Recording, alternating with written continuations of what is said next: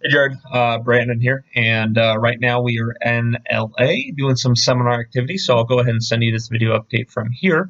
I'm not sure if I've sent you a video doing this yet. This is our new software. It's going to make it a lot easier to communicate things and also to explain programming. So we'll go ahead and get into your videos first. Oh, this reminds me, there was a slight issue. You did send me 3 links, and each one was labeled this week, or actually 2 links, and each one was labeled this week's videos or videos from last week.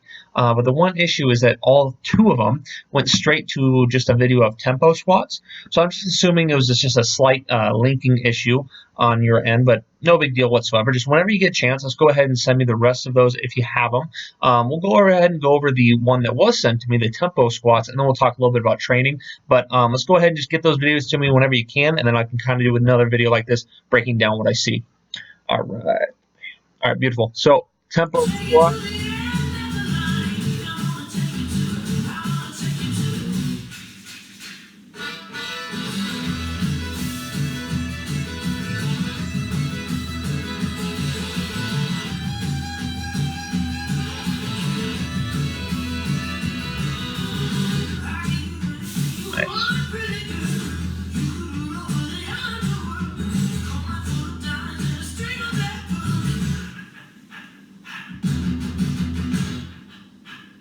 Very nice. All right, awesome. So nothing much to cue. You could have maybe gone a little bit slower on a rep or two, but that's getting super, super nitpicky, like half a second slower. But yeah, didn't see anything wrong with it there. Going to your actual email, explain some of the issues you had with bracing. What I want you to do is go ahead and do some drills where we're separating breathing and bracing. Because I think an issue that a lot of people have, and I think you're having right now, is that we're not having the best luck with separating those two concepts because they are different. We have to keep in mind that the diaphragmatic breath we take for our brace is only the last 10 to 15% of the equation. Most, or 85% of bracing, on the other hand, actually comes from the actual boom, the musculature actually contracting and staying contracted throughout the lift. So when we take that deep, deep breath, that's usually just for maximal loading. So let's say I'm doing a set of 7. What I would likely do is I wouldn't even diaphragmatically breathe like we talked about before. I would just go ahead and do the muscular contraction part, and then keep that while breathing. So even right now, I'm fully braced.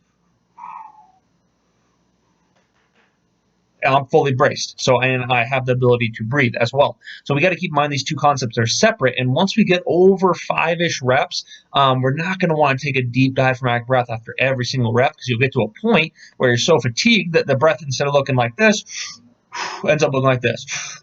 And then we start chest breathing, we start passively lengthening our abdominals, which isn't good. We start going to extension. All kinds of bad things happen downstream. So we got to remember that breathing and bracing are separate. And over about 5 reps, I would say to separate the two, go ahead and just go for the muscular component of it and keep breathing throughout your reps, or just have whatever breathing scheme seems to help you the best.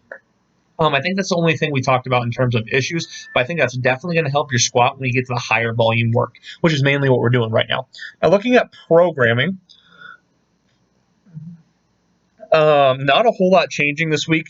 We're just kind of continuing the same cycle. So yeah, not a whole lot special here. I am adding load ranges that are going to be a little bit more actually a lot bit more challenging for you. So yeah, you'll definitely notice that there reps in reserve going down, load ranges going up, and intensity getting higher.